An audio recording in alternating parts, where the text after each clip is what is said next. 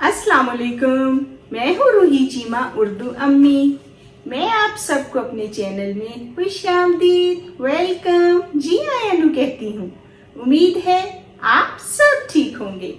आज हम हरूफे तहज्जी की दोहराई कर रहे हैं और हम हरूफे तहज्जी को आवाज के साथ और तस्वीर की मदद से पढ़ेंगे। तो चलिए मेरे साथ।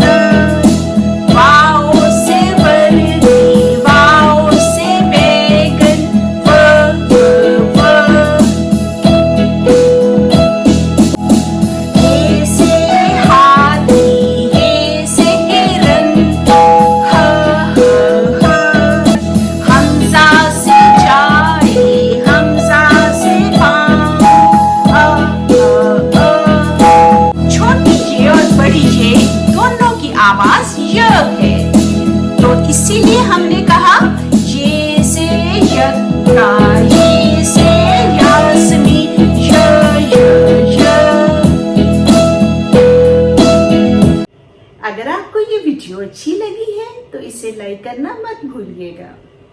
और अगर अभी तक आपने मेरा चैनल सब्सक्राइब नहीं किया तो इसे कर दीजिए।